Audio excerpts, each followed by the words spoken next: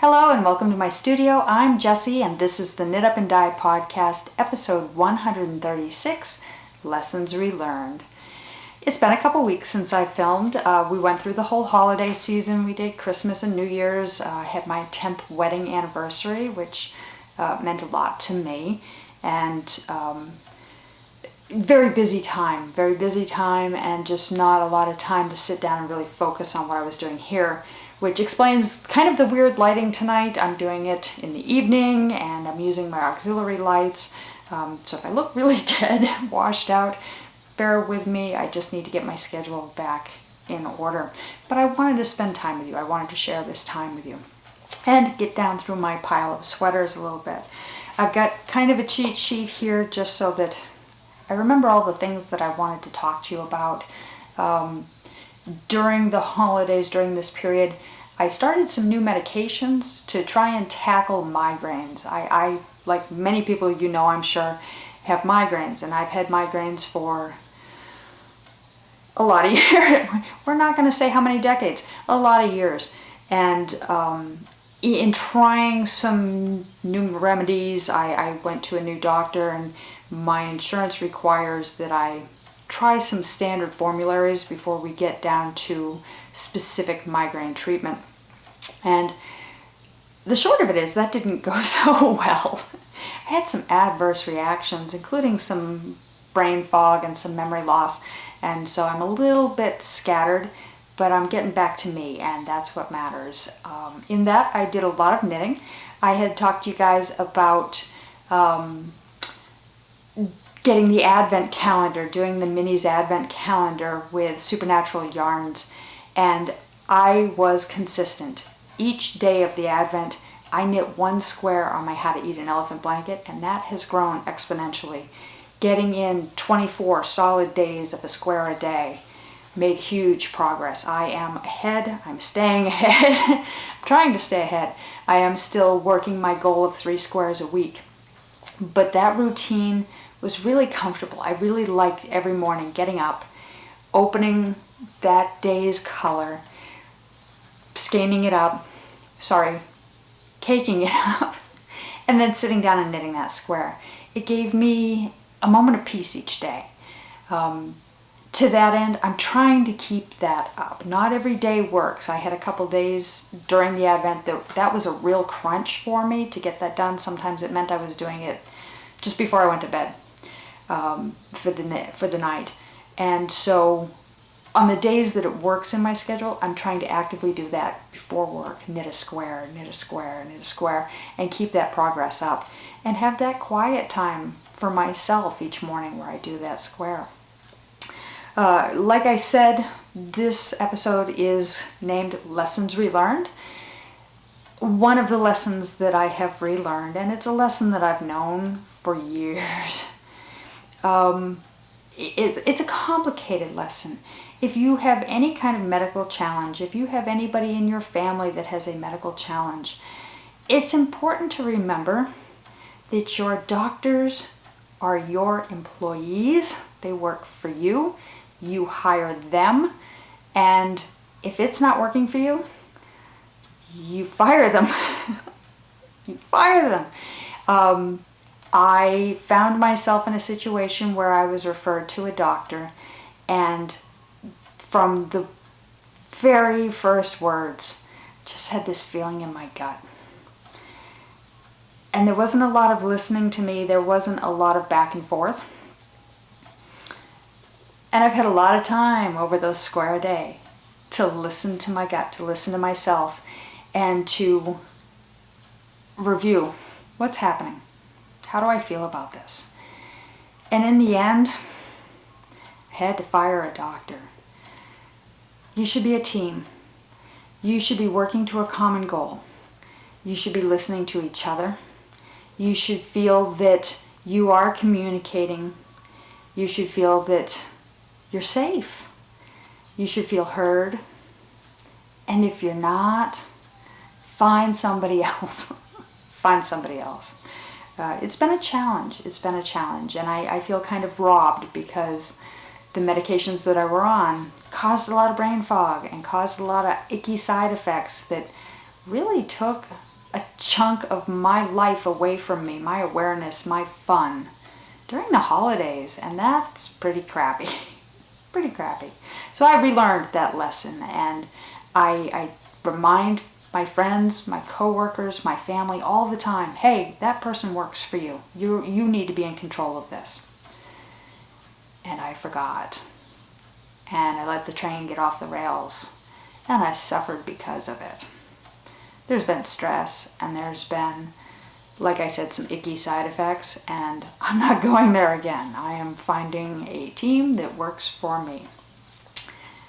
Enough about that. That's ugliness. That's, if you're in that position and you want support, if you just need to talk to somebody, if you need to say, oh my God, that never occurred to me, you are right, or lament how hard it is to find a new team, I'm always here for you. I'm always here for you. Feel free to reach out to me and we can commiserate together.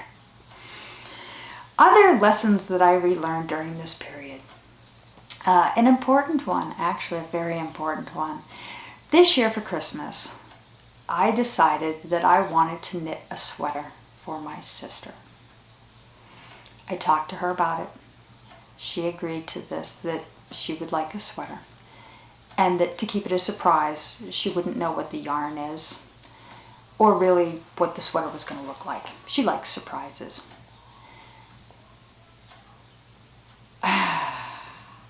I picked out a perfect yarn for her. You're not going to see the sweater. I'm sorry. It's still a surprise. I just shipped it out.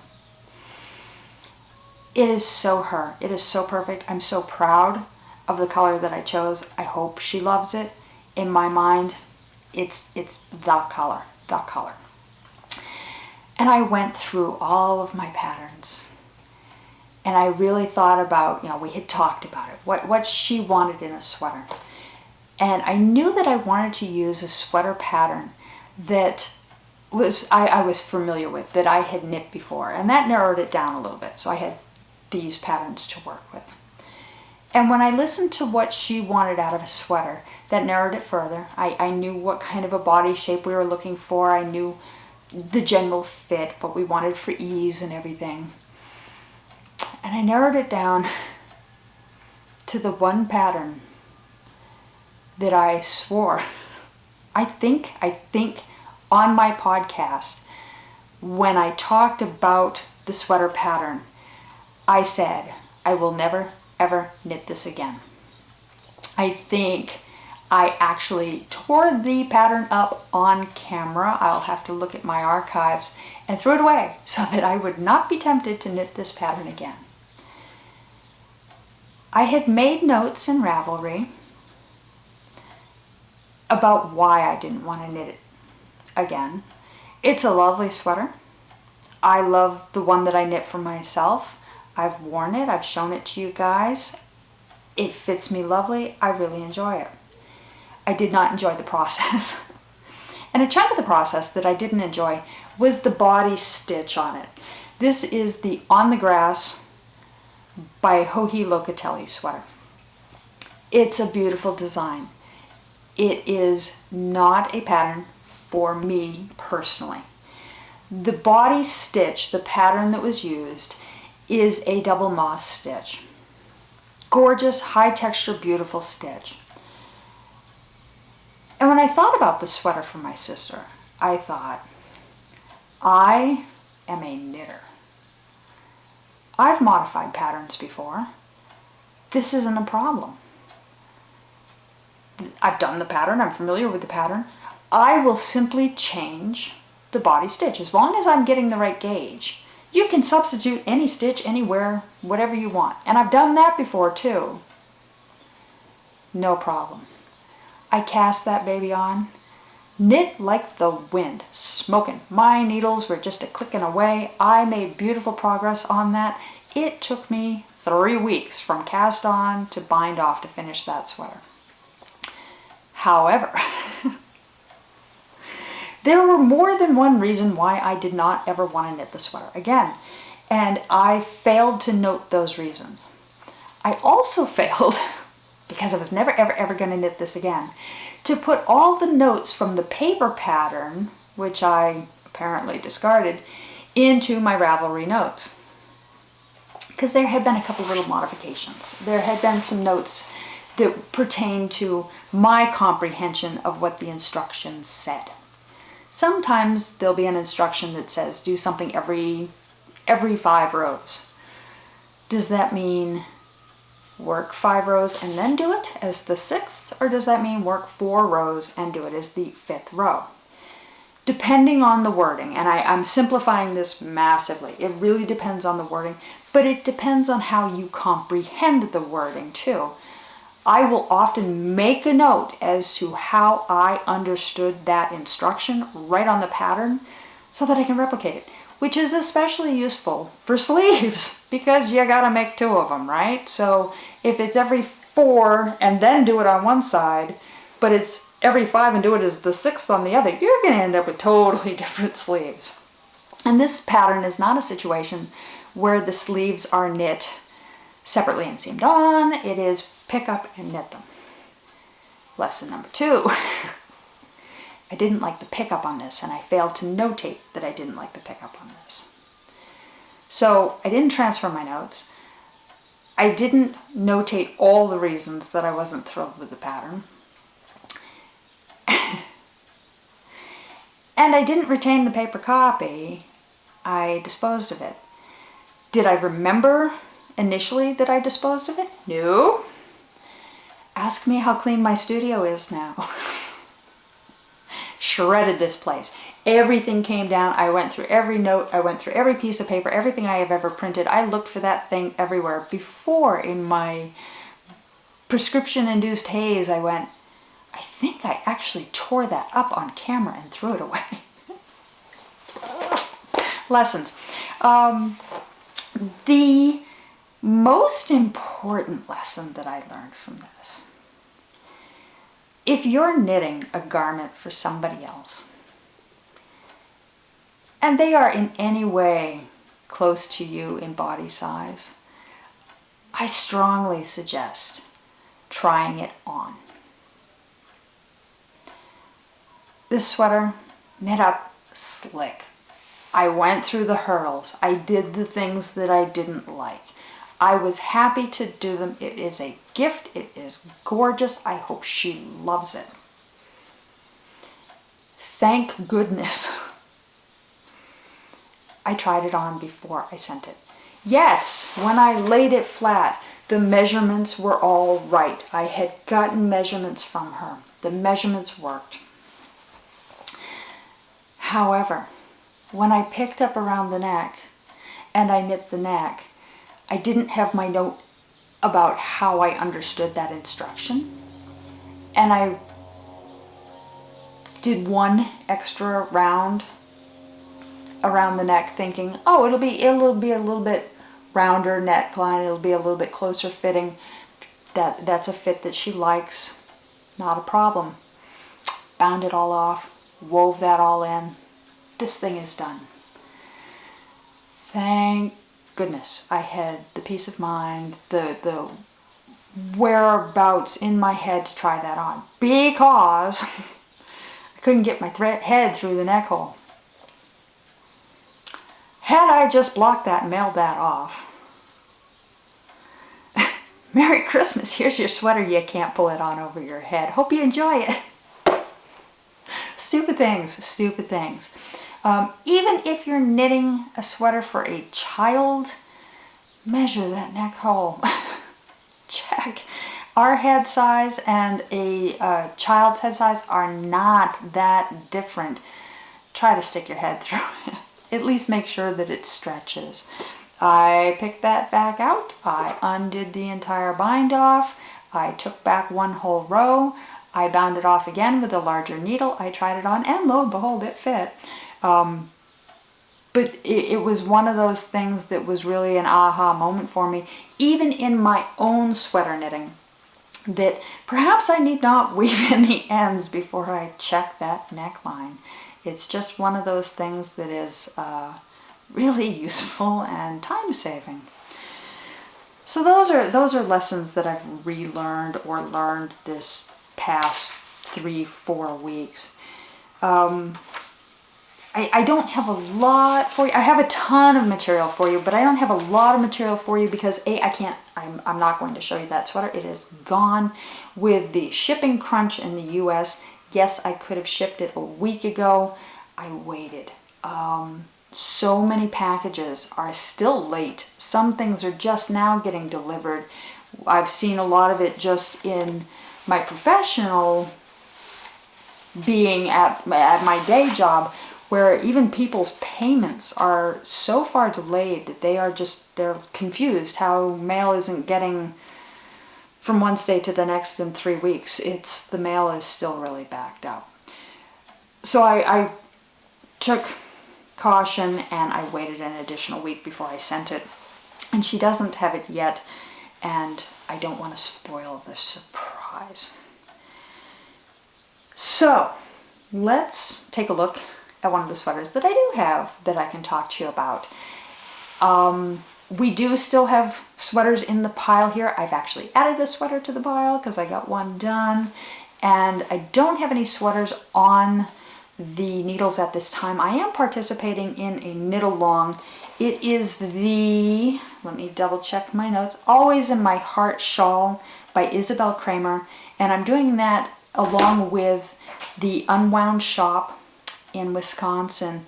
Unwound has just announced, and I'm so sad about this, that they're closing.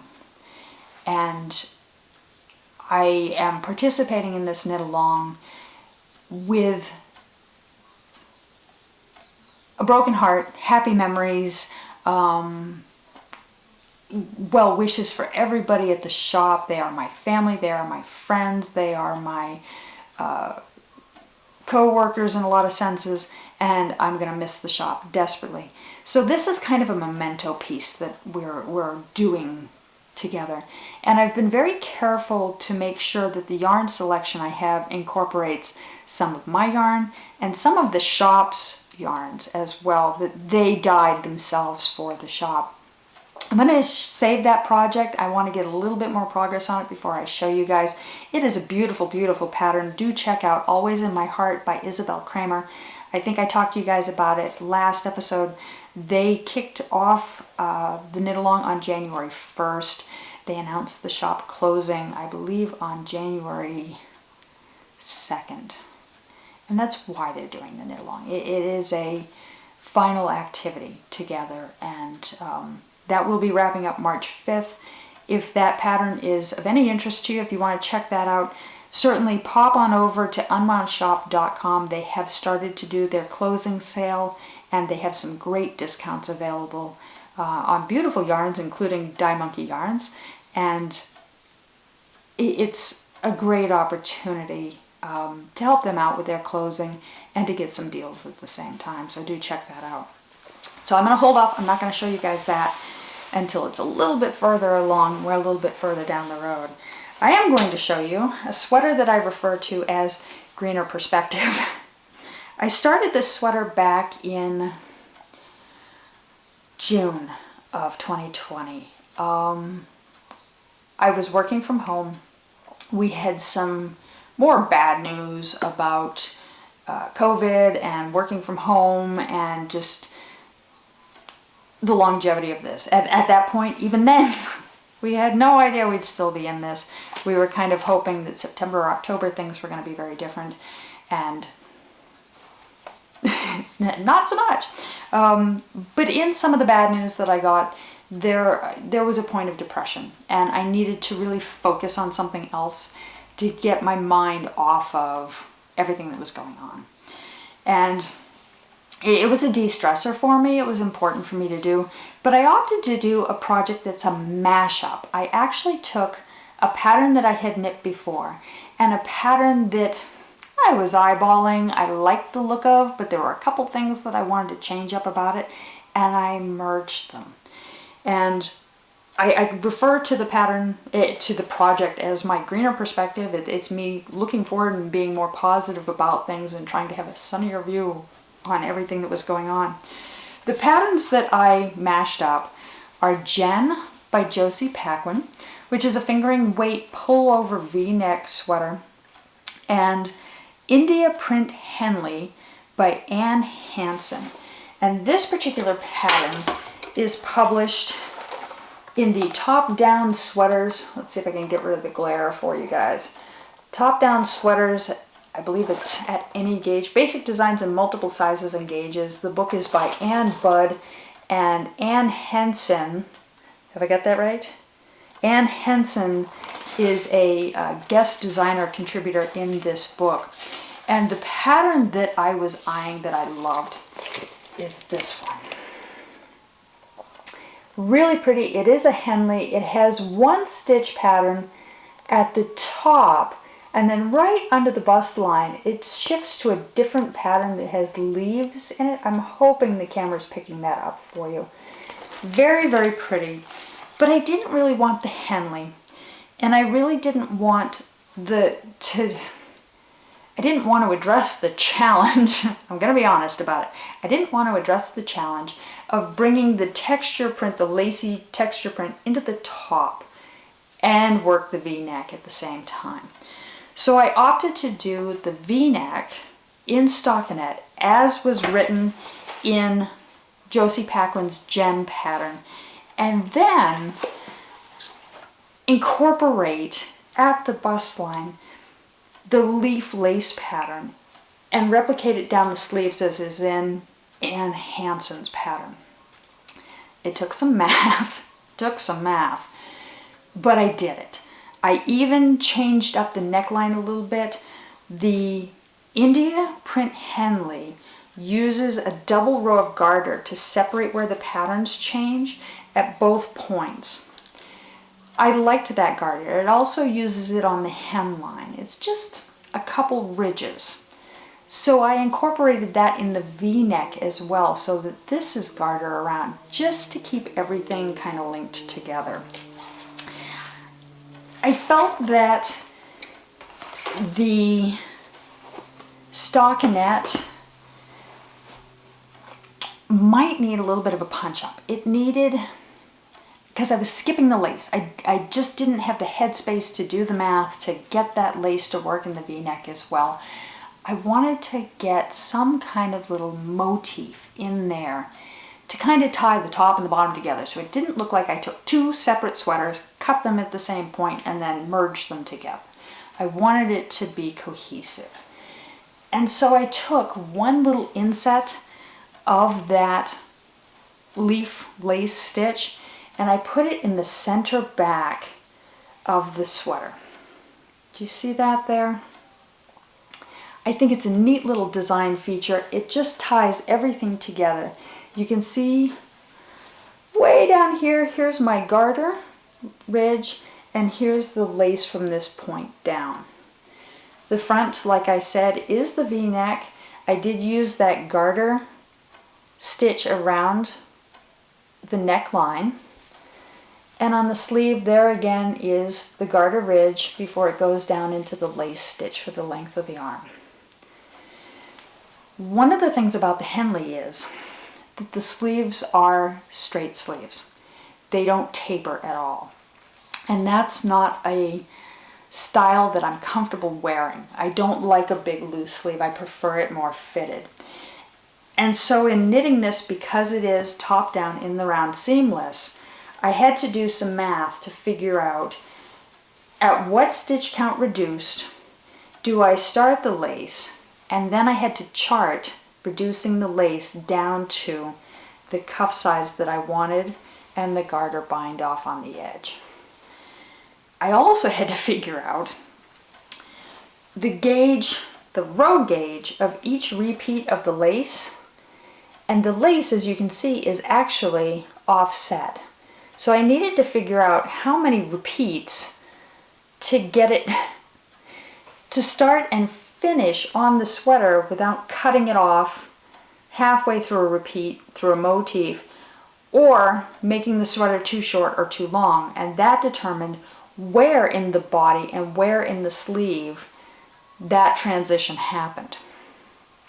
This is why I avoided figuring out the texture stitch on the top. It was more than I could handle all at once.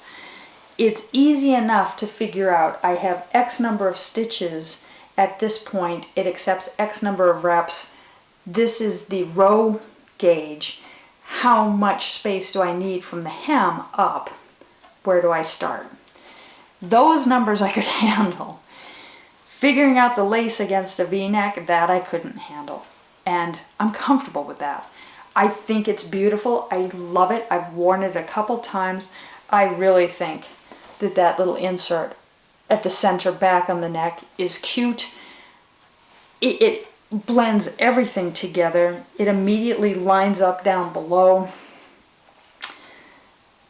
and just reflects the pattern as I go through it. What else did I do to this? That was the big hard part. That was the complicated parts. The only other change that I did to this was this yarn is Cloudborn. Let me look this up. I have it right here.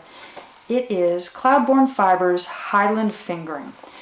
I had bought this in a kit, a sweater kit, several years back through Craftsy, before Craftsy became Blueprint, before they became Craftsy again, like way back.